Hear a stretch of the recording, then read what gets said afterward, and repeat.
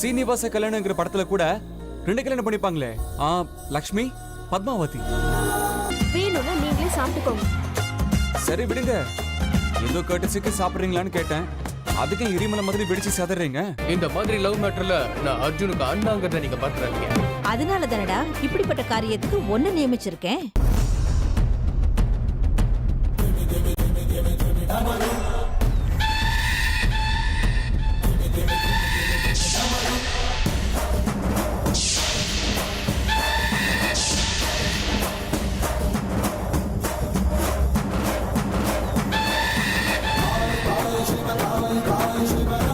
கருடா, ஆஹா, 2 அற்புதமான சக்திகளின் சங்கமம். இயற்கையோட நியதிக்கு விரோதமா நீங்க 2 பேரும் சேர்ந்து அர்ஜுன பழிவாங்கணும்னு வந்திருக்கீங்கல்ல. உங்களால அவனுக்கு ஏதோ ஒரு அளவுக்கு பாதிப்பை ஏற்படுத்த மட்டும்தான் முடியும். ரொம்ப பைத்தியக்கரத்தனமான பிரம்மையில இருக்கீங்க நீங்க. ஏதோ ஓரளவுக்கு பாதிப்புனா அந்த பாதிப்பால அவனோட உயிரை கூட எங்களால எடுக்க முடியும். சொல்றது புரியுதா? பாதிப்போட விளைவுகள் இவ்வளவுதான் இருக்கும் இல்ல அவ்வளவுதான் இருக்குன்னு சொல்றதுக்கு நீ யாரும்? முதல்ல அதை முடிவு பண்ண வேண்டியது நாங்க தான். அது உங்களால முடியாது. கருடனும் நாகமும் ஒண்ணு சேர்ந்ததா உதாரணம் சரித்திரத்திலேயே இல்ல. இயற்கைக்கு விரோதமா போனவங்க வெற்றி அடைஞ்சதா உதாரணமும் எங்கேயும் இல்ல. நீங்க நடக்காததை நடத்தி காட்டணும்னு வந்திருக்கீங்க. அது முடியாது. நடக்காததை நடத்தி காட்டக்கூடிய சக்தி எங்களுக்கு இருக்கு. எங்க எண்ணங்கள் ஈடேற வரைக்கும் எங்க யுத்தத்தை நாங்க தொடர்ந்து நடத்திக்கிட்டே தான் இருப்போம். எங்களோட சக்தி எப்பேற்பட்டதுன்னு இன்னும் உங்களுக்கு தெரியாது. மரியாதையா இங்கிருந்து போயிடுங்க. நாங்க யாரு, எங்களோட சக்தி என்னங்கிறத கூடிய சீக்கிரம் நீங்க பார்க்கத்தான் போறீங்க.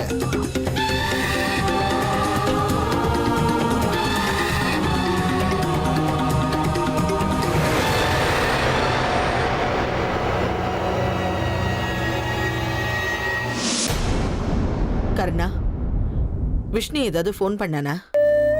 இல்ல பாட்டி.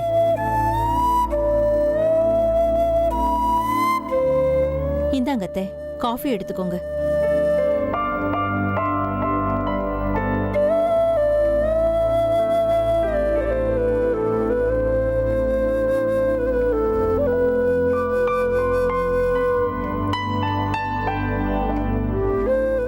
ஏண்டா கர்ணா, திடீர்னு உங்க அப்பாவுக்கு அப்படி என்னதாண்டா ஆச்சு? யார்கிட்டயும் சொல்லாம கொள்ளாம வெளியில கிளம்பி போற அளவுக்கு அப்படி என்னடா பிரச்சனை? ஆபீஸ்ல ஏதாவது ப்ராப்ளமா? இல்லம்மா, ஆபீஸ்ல எல்லா வேலையும் நல்லா தான் போயிட்டு இருக்கு. ஆனா அப்பா தான் திடீர்னு ஏதோ ஒரு விஷயத்த நினைச்சு ரொம்ப குழம்பி போயிருக்காருன்னு தோணுது. ஆனா அது என்னன்னு தான் சரியா தெரியல. அவர் ஏதோ பிசினஸ் டென்ஷனை மனசுக்குள்ளே போட்டு புழுங்கிட்டு இருக்காருன்னு நினைக்கிறேன். அப்படி என்ன அவசர வேலையோ என்னமோ. உன் சித்தப்பா ருத்ரன் கிட்ட நான் திரும்பி வர்றதுக்கு நாளாகும், வீட்டுல யாரையும் கவலைப்பட வேண்டாம்னு சொல்லிட்டு போயிருக்காரா? அம்மா, கொஞ்சம் நாளைக்கு முன்னாடி நம்மளோட பிசினஸை அப்பா எக்ஸ்டெண்ட் பண்ணணும்னு ரொம்ப கனவு காண்டுட்டு இருந்தாரு.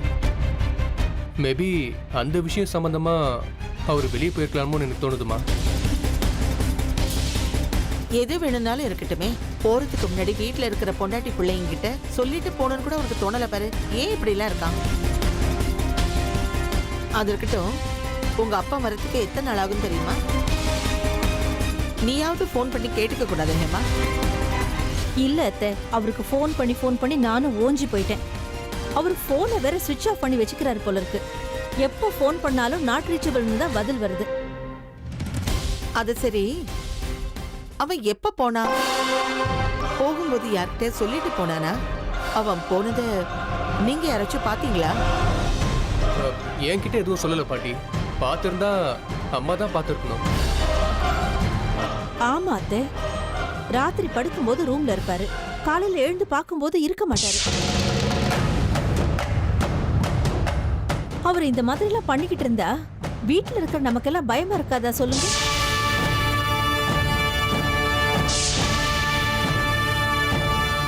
என்னமோமா, இந்த வீட்ல ஒவ்வொருத்தரும் ஒவ்வொரு மாதிரி நடந்துக்கிறாங்க. யாரையுமே என்னால புரிஞ்சுக்க முடியல.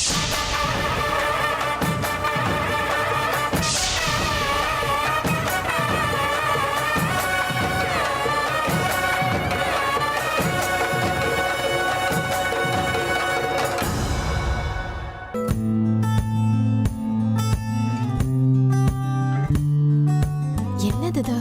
அர்ஜுன் இன்னும் தூங்கிட்டே இருக்கான். எழுப்பலாமா வேண்டாமா? அர்ஜுன், என்னடா இது? இன்னும் தூங்கிட்டே இருக்க? எழுந்திரு அர்ஜுன். மயூரி ஒரு நிமிஷம். எழுந்திரு அர்ஜுன். சொல்றேன்ல. ஏய் மயூரி ஒரு நிமிஷம்.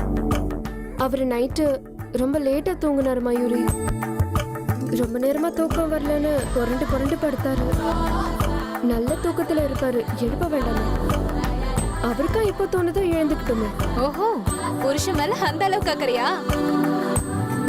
அதெல்லாம் எனக்கு தெரியாது. அர்ஜுன் இப்ப எழுந்திருக்கணும்னா எழுந்திருக்கணும், அவ்வளவுதான். ஏ அர்ஜுன், எழுந்திரா. மயூரி பாவம், ஏன் அவரை தொல்லை பண்ணிட்டு இருக்க? அதுவும் இல்லாம இப்படி அவசர அவசரமா எழுந்து அவர் என்ன பண்ண போறாரு? இன்னும் கொஞ்ச நேரம் அவரை நிம்மதியா தூங்கட்டும் விடு. அடடடடே, சூரியன் இன்னைக்கு எந்த பக்கம் உதிச்சதுன்னு தெரியல. உன்னோட வாயால அர்ஜுன் பாவம்ன்ற வார்த்தைலாம் வருது. உன் புருஷன் சீக்கிரமா எழுந்தா பிரளயம்லாம் ஏற்படாது, விட்டுரு. அவன் இப்ப கண்டிப்பா எழுந்தே ஆகணும், அவ்வளவுதான். அர்ஜுன் எழுந்துரு, சீக்கிரம் எழுந்துடுறா. எழுந்துரு அர்ஜுன், எழுந்துடுறா, எழுந்துரு. ஹேய், என்ன பிரச்சனை உனக்கு? நல்ல தூங்குறவங்களை எழுப்புனா அடுத்த ஜென்மத்துல பல்லியா தான் பொறுப்ப, புரியுதா? நான் பல்லியா பொறந்துட்டு போறேன். இன்னைக்கு என்ன ஸ்பெஷல்னு சொல்ல. என்ன ஸ்பெஷல்? இன்னைக்கு மார்ச் 10. மார்ச் 10 என்ன விசேஷம்?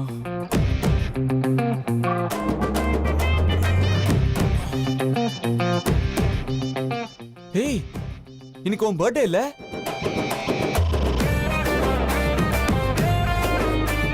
ஏய், ஹாப்பி பர்த்டே மயூரி. தேங்க்யூடா. அப்பாடா, என் பர்த்டேவியாவது ஞாபகம் வச்சிருக்கே, ரொம்ப தேங்க்ஸ். என்ன அமிர்தா, சும்மா நின்னுட்டு இருக்க? விஷ் பண்ண மாட்டியா? உனக்கு என்னுடைய பிறந்தநாள் வாழ்த்துக்கள். தேங்க்ஸ் அமிர்தா. அர்ஜுன், சோ சரி, எனக்கு என்ன கிஃப்ட் கொடுக்க போற? நீங்க ரெண்டு பேரும் பேசிக்கிட்டு இருங்க, நான் இதோ வந்துடுறேன். அர்ஜுன், இன்னைக்கு என்ன கோயிலுக்கு கூட்டிட்டு போறியா? இங்க பாரு, நான் ரெடியா தான் இருக்கேன். நீயும் ரெடி ஆயிட்டு வா, என்ன சொல்ற? சரி, கூட்டிட்டு போறேன், அவ்வளவுதானே.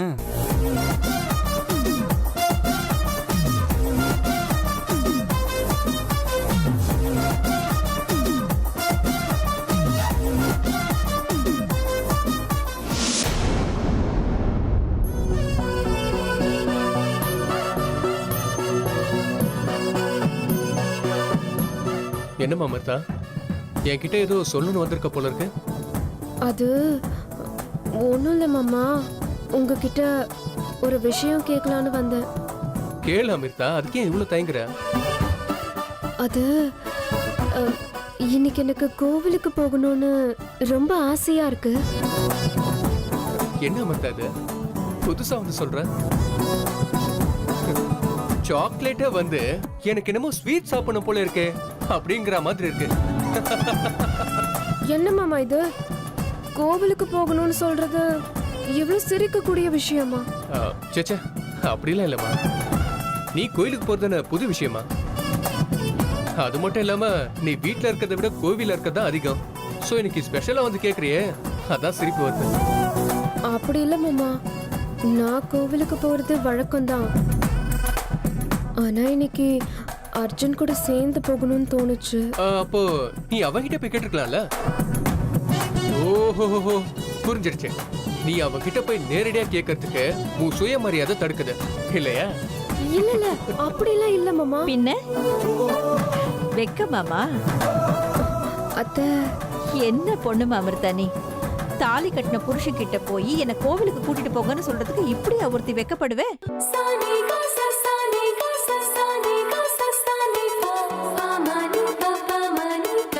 நல்லா இருக்கே கதை.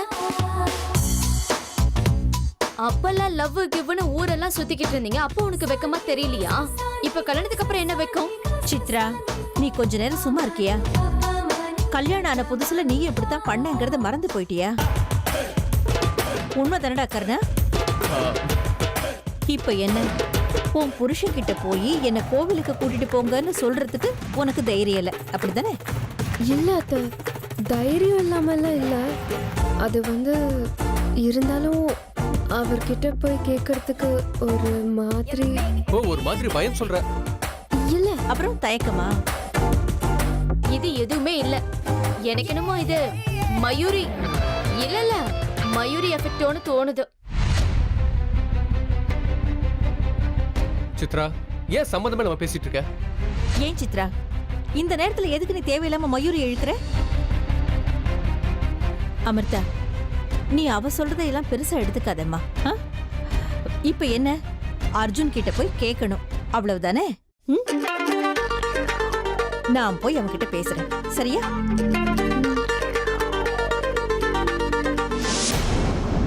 ராஜி, ஏமா இப்படி தலையில கை வச்சு உட்காந்துருக்க? பின்ன என்னங்க பண்றது, எல்லாமே முடிஞ்சு போச்சு. நீங்க போய் ஏதாவது பழைய பாத்திரமோ பழைய சொம்போ இருந்தா கொண்டு வாங்க. 2 பேரும் பிச்சை எடுக்கிறதுக்கு கிளம்பலாம். ஏ ராஜி, நீ இந்த மாதிரி பேசினா நம்ம நிலைமைக்கு என்ன ஆகுறது? வேற என்ன பண்ண சொல்றீங்க? நீங்களாவும் எதுவும் செய்ய மாட்டீங்க. நானா ஏதாவது செய்யலானாலும் சம்பந்தமே இல்லாம எதையாவது செஞ்சு சொதப்பி வைப்பீங்க. உங்களை நம்பிக்கிட்டு இருந்தேன்னா கடைசியில எனக்கு திருவோடு தான் மிச்சம். அப்படியெல்லாம் பேசாத ராஜி. இல்ல, நீயே நினைச்சு பாரு. நாம அவளுக்கு விஷம் கொடுத்து கொல்ல பார்த்தோம்.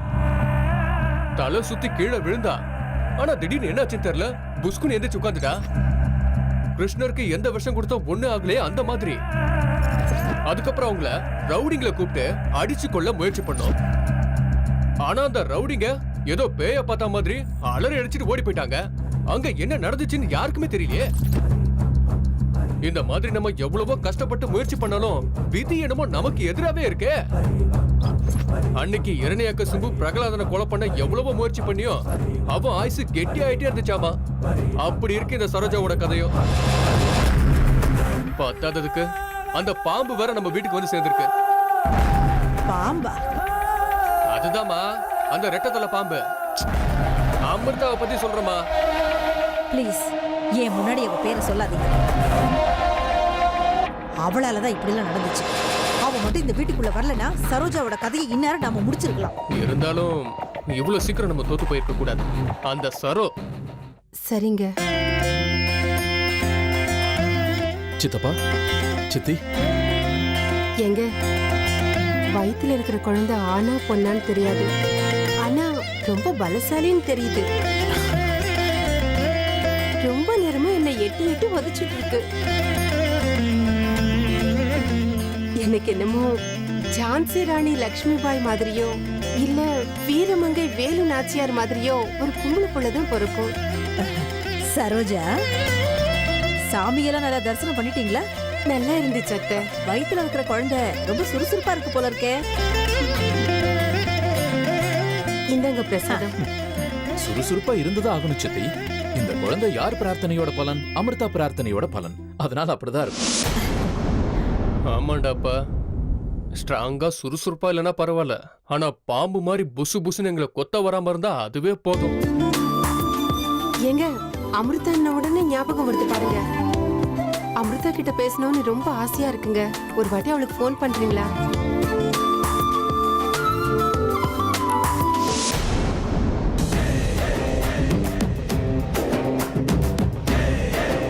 என்ன இன்னைக்கு நம்ம துரை இன்னைக்கு சீக்கிரமா எழுந்து ரெடி எல்லாம் ஆகி எங்கேயோ கிளம்பிட்டாரு போல இருக்கே. மா, புது ஷர்ட் வேற. என்னப்பா துரை, எந்த பக்கம் சவாரி? ஒன்னும் இல்லண்ணா, பக்கத்துல இருக்கிற கோவிலுக்கு போயிட்டு வரலாம் தான். போட்ட ட்ரெஸ்ஸே சாமிக்கு பார்த்து பார்த்து போர் அடிச்சிருக்கோம். அதான் புது ட்ரெஸ் போட்டுக்கிட்டேன். என்னடா கருணா, இவனும் கோவிலுக்கு போகணும்னு சொல்லிக்கிட்டு இருக்கான். ஆனா அவ என்னமோ அங்க அப்படி சொன்னாளே. என்ன அம்மா புள்ள ரகசியமா பேசிக்கிறீங்க? அப்படி என்ன ரகசியம்?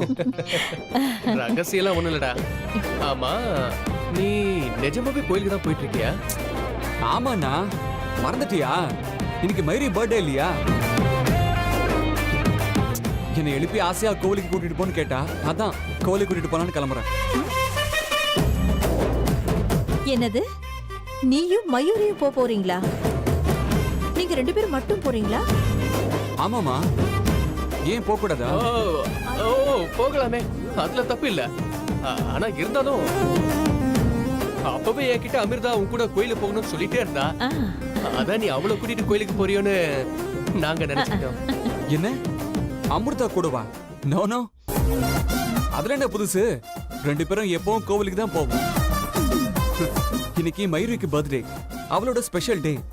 அதனால தான் 2 பேரும் சேர்ந்து போக போறோம்.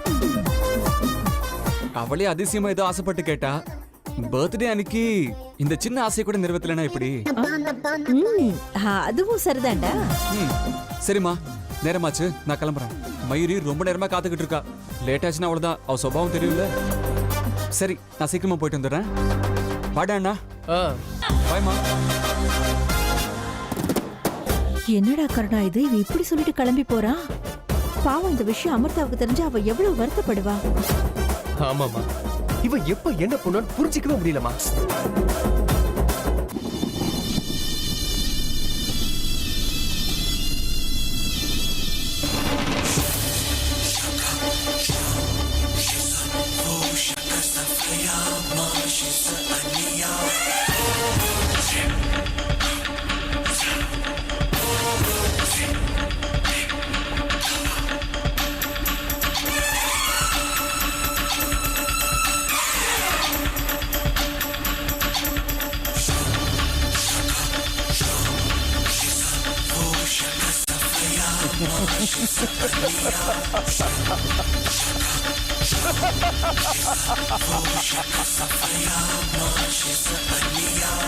என்ன சாமியாரே, என்னைக்கும் இல்லாம இன்னைக்கு இவ்வளவு தூரம் என்ன தேடி வந்திருக்கீங்க?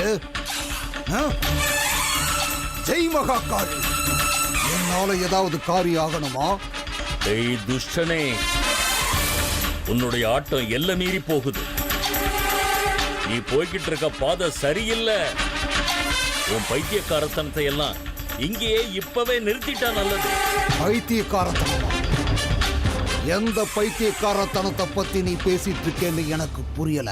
உனக்குள்ள நாகராணிய சக்தி இல்லாதவளாக்கி சாதாரண மனுஷிய ஆக்கக்கூடிய ஒரு விஷ ஆயுதம் சேர்ந்திருக்குங்கிற விஷயம் எனக்கு தெரியாதுன்னு நினைச்சியா? எந்த காரணத்துக்காகவும் நீ நாகராணி மேல அந்த ஆயுதத்தை பயன்படுத்த கூடாது. ஒருவேளை நீ பயன்படுத்திட்டன்னா அதுக்கப்புறம் ஏற்பட போற விளைவுகளுக்கு நீதான் முழு பொறுப்பையும் ஏத்துக்கணும் பைரவா. ஜாக்கிரதை.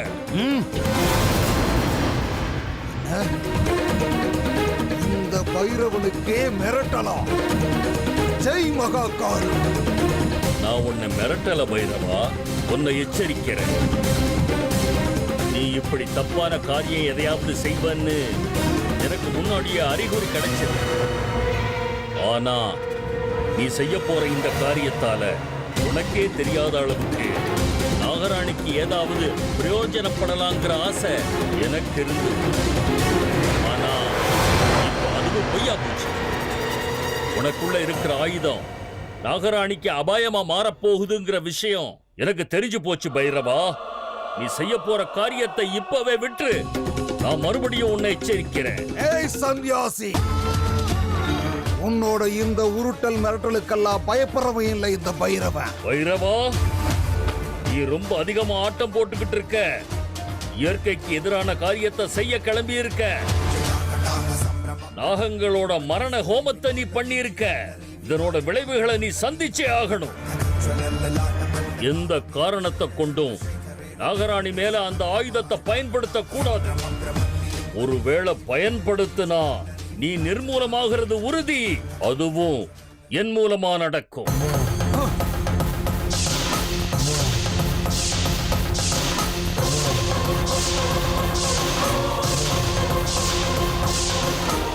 ஏய் சன்யாசி, என்னையே நிர்மூலமாக்குற அளவுக்கு உனக்கு திமிராயிடுச்சா?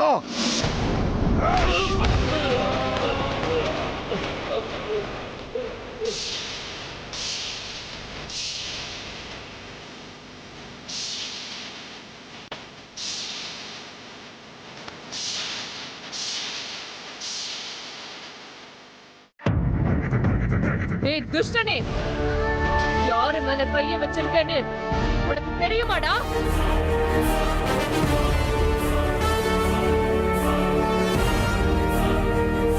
தப்பு பண்ணிட்ட. நீ எவ்வளவு பெரிய தப்பு பண்ணிருக்கேன்னு உனக்கே தெரியாது. அவர் யாரு, அவரோட சாதனைகள் என்ன, அவரோட மகிமை என்னன்னு கூட தெரியாம அவரை எட்டி உதச்சு உன் திமிர காட்டிட்டல. உன்னுடைய சக்திகளும் உன்னுடைய சித்தி சாதனைகள் எவ்வளவு வேணா இருக்கட்டும், அதெல்லாம் மண்ணோட மண்ணாக்கி காட்டுறேன் பாரு. பார்த்துக்கிட்டே இரு. என்னுடைய அடுத்த பலி நீதான், நீதான், நீதான், நீதான்.